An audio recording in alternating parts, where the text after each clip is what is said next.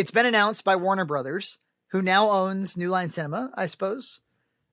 Yeah, they've owned it for a while. Yep. Yeah, well, remember New Line they made Lord of the Rings, right? They bought it from Miramax.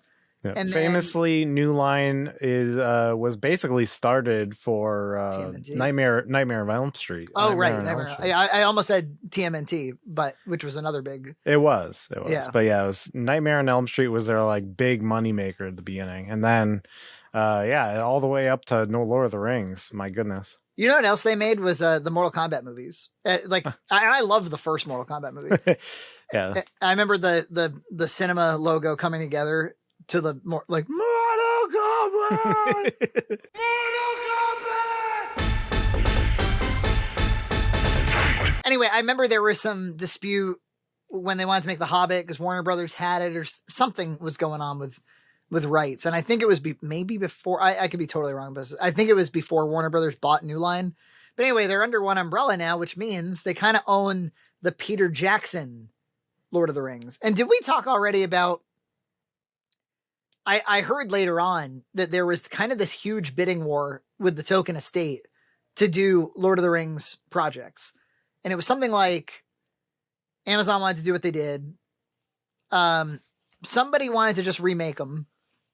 Or I think like Netflix wanted to remake the movies, but as a TV series. I think that was their pitch. Yeah. And there was a number of other, like, young Aragorn, like, okay, we're going to do, Warner Brothers wants to do a young Aragorn or whatever. There's a bunch of projects. And ultimately it was like whoever the current heir is, he wanted to do the political intrigue thing. And that's how it ended up with Amazon. Yeah, something like that. And then they hired the Bad Robot guys to do.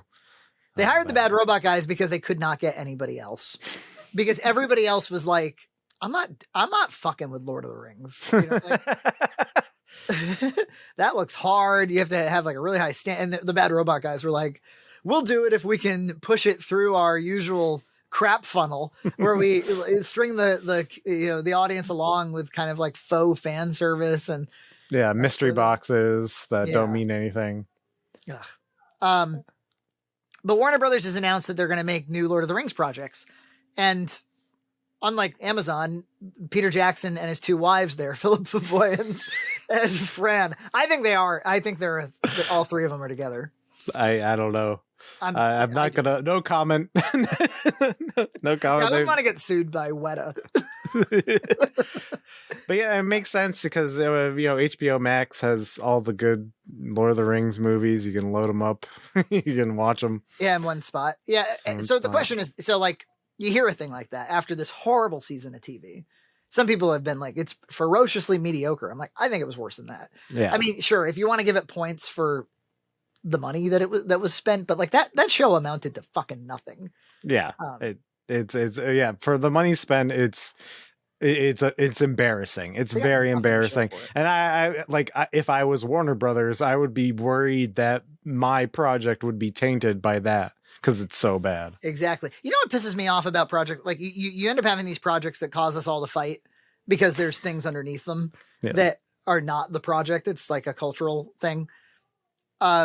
Where we're like, the big question is like, who greenlit this and who is defending this? You get into this big argument about who the fuck is defending She-Hulk, and stuff like that. No comment on that one. But projects, a lot of times, like even like Last Jedi and stuff, which were the most divisive of all, there's no real fans for it. At the end, you don't get 7 years out from these projects, and there's still like this big contingent that's really excited about them. Yeah, there's people defending it, but they're not fans. They don't even like it. They really, they really, really don't.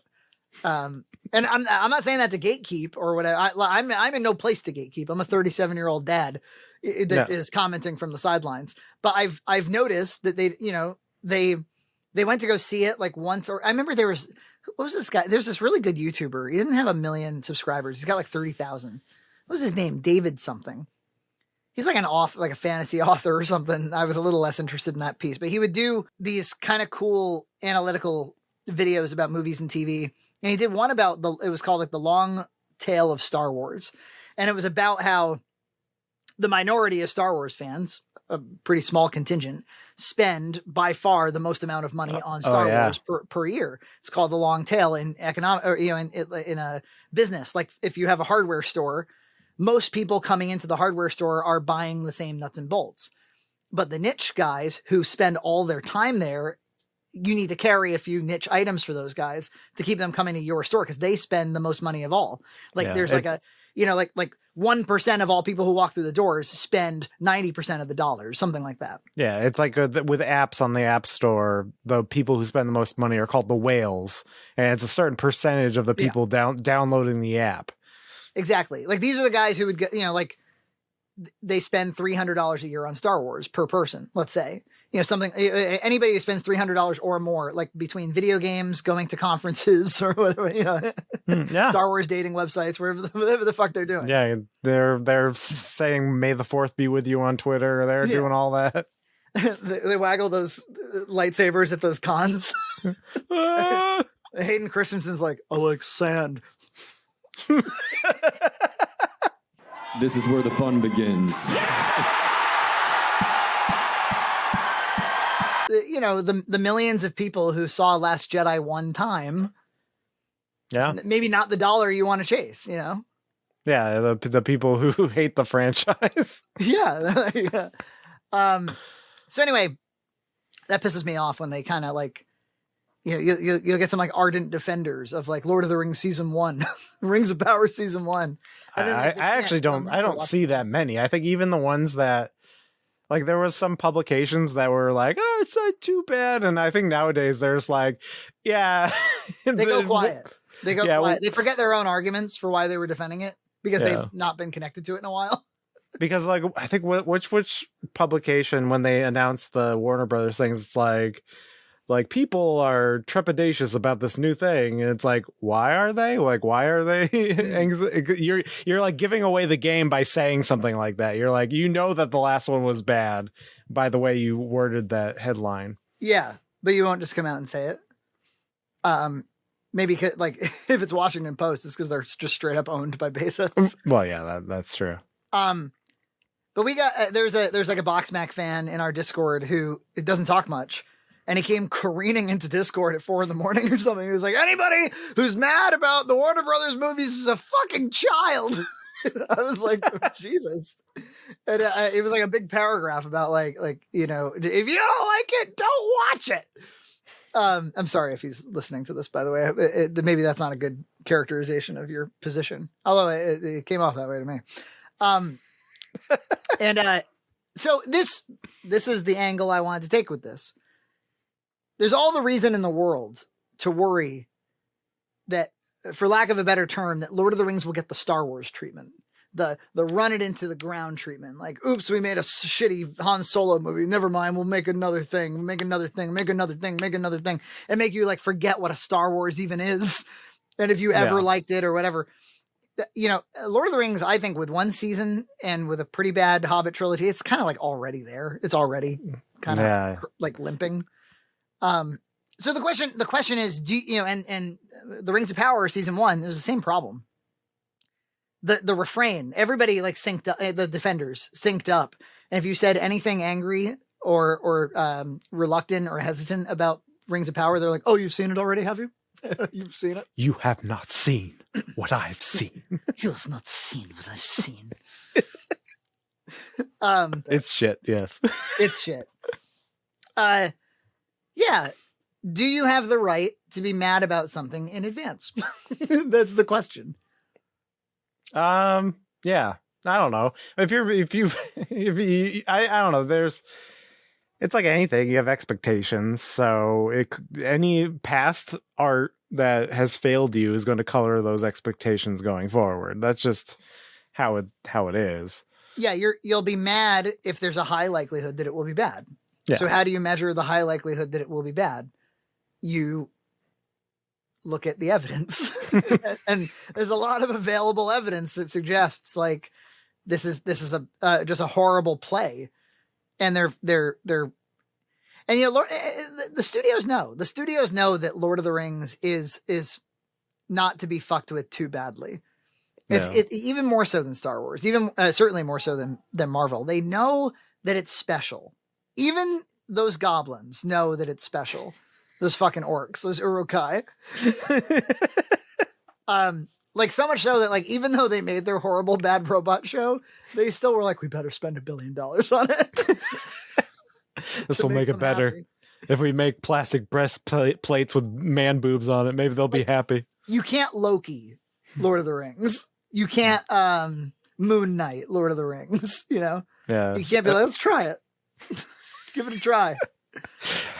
But yeah. I mean, yeah, they did. It is weird. What a weird show because they spent so much money on it, but it still somehow looks so cheap. It's a really depressing state of affairs because it kind of it indicates that like we don't the cult like we forgot how to tell stories. We don't know anything about stories. We know enough to be like, you can build intrigue by setting up mysteries, and you can compel people to keep watching to confirm or deny if their theory was true. Yeah, it's kind of like the Reddit game of like guessing theories and stuff like that. They're like playing to that audience instead of telling a good story. I was trying to explain that in Discord the other day too. We were talking about Last of Us, and there's a guy who enjoys the show. More power to him. A lot of people do. So like we're on the. We're on the outside, you know. This is like a pretty popular show, so because you either have TV normies who don't know the difference between good and bad, or and they're like, it seems pretty good, or you have video game nerds who normally would be critical of it, but they really like their video game. Yeah, and they're like, I'm not making fun of my video game. I will say, so I was served up. The YouTube algorithm served me up like just gameplay clips of the story from the game. Yeah. And I just like clicked it on a whim. And it is better. like the acting of these digital people is better. And the scene that I saw in it was recreated in the show, but worse. And I felt that too. I was watching the cutscenes. I even felt like the casting of Ellie was better digitally. I was like, I kind of got the vibe of who the character was in Joel as well, for that matter. Yeah. But nevertheless, I kind my guess is, and I'm going to make a lot of friends saying this. My guess is that 2013 video game, it probably was really groundbreaking because never had a game come that close to making you feel what hitherto a movie had made you feel. Yeah, I mean, they gave it the huge, Lord of the Rings treatment in a way because they mocapped everybody. Everyone had cameras in their face, dots on their face. They were the voice actors were giving real performances. They put a lot of effort into it. But I bet you still crouch. Yeah, and you stealth. It's got competent enough gameplay. Then you go up to a guy and you go, and then you go up to another guy, and then when you kill all of them, you go, all right, the house is clear. And then you walk around like a digital guy. And then you walk up to like a filing cabinet and go, nothing's in here. And then somebody like is like talking like, oh, this is about this, like they start doing some exposition while you're walking. Ever since they left in August, it's been really tough around here. Yeah, a bunch of nerds telling me this is sweet. Yeah, that was because I remember when that game came out and I saw it, and I've it's funny because there was a time when I liked story in games, and then there came a point where I think I became more of a film nerd than like a nerd. Yeah, and I stopped wanting story in my games. It was very because like I loved RPGs, I loved big elaborate stories in them, and I think it's a lot of. I treat them a lot like novels because you're reading them most of the time. Yeah. And, but then, as I got older and I got more responsibilities, I would rather just watch a story. Well, yeah. So he was like, I don't get it. Like, I'm compelled. What don't you like about it? And I was like, well, I feel like the plot is exceeding the story. And he's like, what's the difference? Is something I'm always talking about, which is like the plot is the bread and the story is the sandwich. It's the story is your thematics. It's your reason for watching. It's why the thing exists, and the plot is a vessel. It's the reason you're going. And so if you're the majority of your runtime and the majority of the viewer's attention is on like the logistics of like, oh, now there's a new guy and then he's got a gun, she's got a gun, and it's not telling a story. Yeah. And the reason I feel like that's happening right now on Last of Us is because they're just kind of introducing me to a new villain and then dispatching that villain like very quickly thereafter. Almost like an obstacle to go in their path, basically. It's like just something to keep them busy. Yeah. And like the growth is ancillary. And because the crux of the story that they want to tell, but it seems like they're kind of embarrassed to tell, is this like blossoming, like kind of surrogate father-daughter relationship. But that's a lot of it happened like off screen. Do you remember there was that between a couple episodes? It was like 3 months later. It's like, wait, what happened between those 3 months? I actually thought the whole show was going to be walking to Wyoming rather. And then they were like, they're in Wyoming. They're in Wyoming. I'm like, oh, what are they going to do? They're like, they're going to run into random bad people. And I'm like, oh, it's going to be a real, no. They're going to be gone as soon as they arrive. And you can say, you're like, well, that's really what it would be in the apocalypse, right? You run into an obstacle, you overcome that obstacle, you keep going. And I'm like, yeah, that's being like, I'm on think of a story as like a car trip. And like, your car just keeps breaking down every 20 minutes. And you're like, this is a very eventful car trip. I'm like, yeah, I suppose it is. But I'd like to get there instead of like repairing my car constantly. But then, yeah, like 3 months later, I'm there. Yeah, and like I said, I don't see a lot of that development between Ellie and Joel. I don't read puns to each other. It's like, okay, maybe that's good enough for Reddit, but that's not. There's a video Reddit. I'm just so fucking sick of Reddit. I mean, like, I've been I get recommended the sysadmin /r/sysadmin. Yeah. And it's for IT professionals. It's a ton of people being like, I hate my job because of X, Y, and Z. My boss is a jerk off, blah, blah, blah. It's stuff you'd expect. And every single piece of advice is like, quit. And then over by the relationships, it's like, am I the asshole? Just quit. Just divorce. Divorce. Go to the gym. The solution to every problem is blow it up. It's fucking crazy. So you didn't like the cannibal pastor there? Maybe I would have in a world where like we tell a story about him, but there's no story to be. We spend most of it like in a burning room. Yeah. And if I have to hear Ellie one more, did she in the video game go, "What the fuck? Oh shit"? I don't know. I don't know. I haven't played the game enough to know, but I think she is supposed to be a little bit foul mouthed, I believed. It's just it starts to getting a little But yeah, she's very one note. This show was exactly what I thought it would be. It's exactly what I said it was going to be before I even watched it. Don't tell me wait till part 2. I know what happens. So here's an even more hot take for you. I liked Walking Dead better. You know what? Maybe. They at least would like tell a story about that cheesy governor with the eye patch a little longer. Yeah, you coulda. I don't know. There was at least like more. There was more interesting things going on. Certainly. What's the main character's name in Walking Dead? Rick. Rick, yeah. Or that Rick famous Grimes. moment where he loses his wife and he starts like crying right in Carl's face. Oh yeah, they made the meme out of it. It's like Carl. That's a great moment. I mean, as funny as it is, I thought that the performance moment was a really cool choice. Like to be just so completely chaotically bereft that you just start like weeping in your son's face. Like, holy fuck, that's bleak. Anyway, I meant to talk about Lord of the Rings. I don't know. It's possible that they're making a play where they're like, now's the time to do the project because we're going to look really favorable against. That's the big question is, does Rings of Power hurt the brand, or are they able to now save the brand? Lord of the Rings, you mean? Yeah. So I think they're doing the same thing with DC. Is they know they have these awesome properties, And I think they want to capitalize them as soon as possible.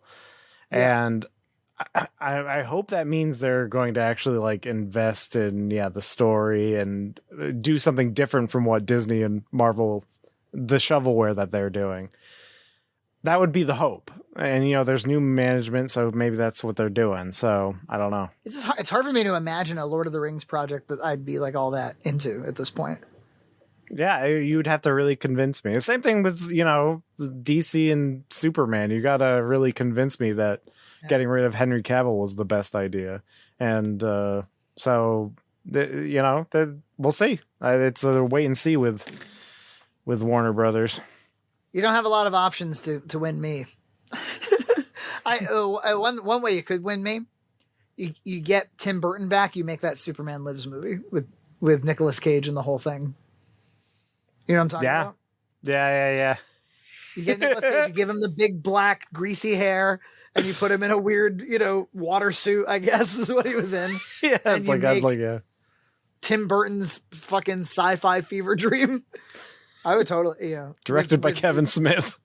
Yeah. Oh shit, man. Subscribe to Red Cow Entertainment on Patreon for full episodes every other week.